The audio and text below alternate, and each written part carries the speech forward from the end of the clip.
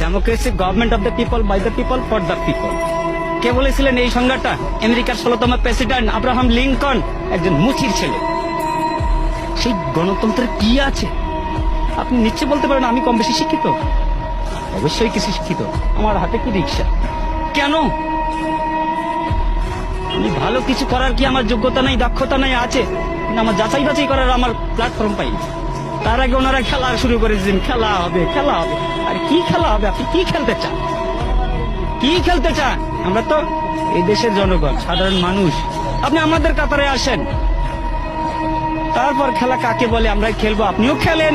দেশ স্বাধীন হয়েছে, এই স্বাধীনতার দলিলটা কার কাছে আছে? দলিলটা কার কাছে আছে?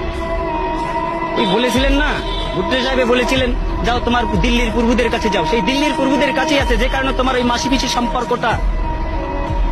আমরা ইলিশ খেতে পারি না, তুমি পূজার সময় 35,000 টন দাও, বৈশাখে দাও, আর ইলিশ দিয়ে তোমরা খাইতে চাও।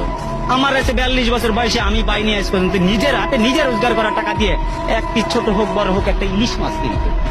আরে বৈশাখ মাসে আমরা ইলিশ দিয়ে পান্তাবো কোথা থেকে? লবণ দিয়ে তো খাওয়ার সুযোগ পাই না। মানুষের কমপক্ষে 5টা মৌলিক অধিকার আছে। 5টা মৌলিক অধিকার হচ্ছে: 1, খাদ্য, বস্ত্র, বাসস্থান, শিক্ষা, চিকিৎসা। আমরা কোনটা পাচ্ছি বলতে পারবেন কেউ? আপনারা এখানে যারা আছেন, আমরা কোনটাতে স্বয়ংসম্পূর্ণ আছি?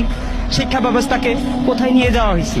শিক্ষা ব্যবস্থাকে এমন একটা জায়গায় নিয়ে যাওয়া হয়েছে যেখানে ব্যবসা তো আছেই, কিন্তু শিক্ষা ব্যবস্থা আগামীকাল থেকে পরীক্ষা আছে কিছু কিছু জায়গায়। আমার ছেলের জন্য আমি পরীক্ষার ফিস পাঠাই দিছি এই রিক্সা চালিয়ে। সেখানে দেখলাম যে বাবা তোমার পরীক্ষা কিভাবে হবে?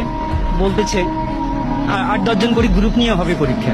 এটা কোন ধরনের শিক্ষা ব্যবস্থা? 8-10 জন করে নিয়ে গ্রুপ নিয়ে পরীক্ষা হবে? একটা জাতিকে ধ্বংস করতে গেলে হিরোশিমার পারমাণবিক বোমার দরকার হয় না, শিক্ষা ব্যবস্থাটাকে শুধু ধ্বংস করে দিলেই যথেষ্ট। সেই ব্যবস্থাই